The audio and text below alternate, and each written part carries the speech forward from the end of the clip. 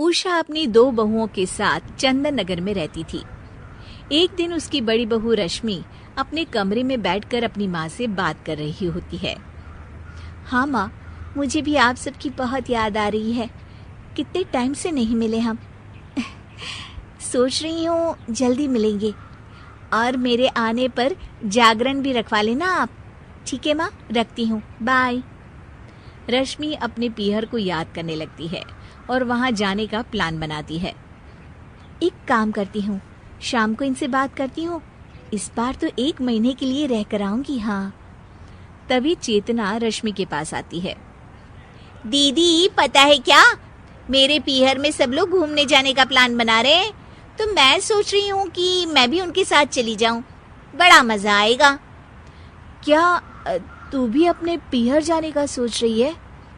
हाँ, तो क्या आप भी अपने पीहर जाने का सोच रही हो? हाँ, माँ सोच रही है कि घर पर जागरण रखवाए, तो मैं सोचती हूँ कि मैं भी वो अटेंड कर लूँगी और कुछ दिन रुक भी जाऊँगी। पर मुझे जाना है दीदी घूमने। अरे पर तुम तो शादी में गई थी ना 2 महीने पहले, मिली तो थी सबसे। मैं तो 3-4 महीने से नहीं गई। शादी में कहाँ मिलना हो पाता है ठीक से। 2 घंटे में तो वापस आ गई थी मैं। वो सब मैं कुछ नहीं जानती। पीहर तो इस बार मैं ही जाऊंगी, तुम अगली बार चली जाना। नहीं दीदी, पीहर मैं जाऊंगी। मुझे जाना है घूमने अपने मम्मी पापा के साथ। देखो, मैं भी अपने मम्मी पापा को बहुत मिस कर रही हूँ, और इसीलिए इस बार पीहर तो मैं ही जाऊंगी। ठीक है, देखते हैं कौन जाएगा। और मेरी एक बात सुन लीजिए दीदी, अगर मैं नहीं जा पाती तो फिर मैं आपको भी नहीं जाने दूंगी। हाँ हाँ, मैं नहीं डरती इन खोखली धमकियों से। जा, करना है कर ले। रात में रश्मि और चेतना अपने पतियों को पीहर जाने वाली बात बताती हैं। तो क्या हो गया रश्मि, अगर चेतना जाना चाहती है तो जाने दो, तुम कुछ दिन बाद चली जाना। जी नहीं, मैं ही क्यों झुकूं हमेशा। अरे बड़ी हूँ इसलिए, तो बड़ी हूँ इसलिए पीहर तो पहले मैं ही जाऊंगी। आप देवर जी से कह दीजिए कि वो चेतना को मना कर दे। अरे पर मैं कैसे उन दोनों के बीच दखल दे सकता हूँ। चेतना भी ब्रिजेश से पीहर जाने की गुहार लगा रही होती है।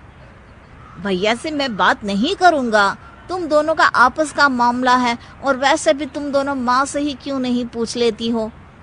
इस समस्या का समाधान निकालने के लिए वो चारों उषा के पास जाते हैं।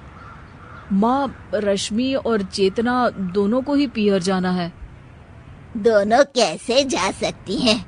एक बार में एक ही तो जाएगी ना। इसीलिए तो मम्मी जी आपके पास आए हैं। आप ही बता दो कि मैं जा सकती हूँ ना। अरे दीदी, ऐसे क्यों पूछ रही हो? आप ना बातों को घुमाओ मत। मम्मी जी, आप बताइए कि किसको जाना चाहिए। जाना तो मुझे चाहिए, क्योंकि तुम तो शादी में होकर आ चुकी हो एक बार। ये तो मम्मी जी डिसाइड करेंगी। आप क्यों बता रही हैं दीदी? मैं इसलिए बता रही हूँ ताकि मम्मी जी को फैसला करने में आसानी हो। वे दोनों बहस कर रही होती है और उनकी सास उन्हें बीच में ही रोक देती है।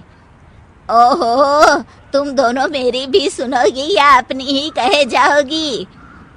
सॉरी मम्मी जी, आप कहिए।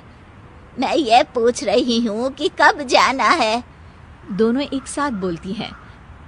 मम्मी जी, कल जाना है। मम्मी जी, कल जाना है। कल? नहीं नहीं, इस पूरे महीने तो सवाल ही नहीं उठता। क्यों मम्मी जी? क्योंकि कल तो मैं अपने पीहर जा रही हूँ, अपने भाई के पास। कुछ दिन वहीं रुकूंगी। तुम दोनों अगले महीने चली जाना, ठीक है? चलो, हो गया फैसला। अब खाना खा लेते हैं, चलो। अरे पर मम्मी जी सुनिए तो। उषा कमरे से चली जाती है और दोनों बहुएं कुछ नहीं कर पाती। अगले दिन उषा अपने पीहर जा रही होती है। घर का ख्याल रखना बहू। दोनों बहुएं बड़े ही बेमन से बस अपनी गर्दन हिला देती हैं। जी मम्मी जी। जी मम्मी जी।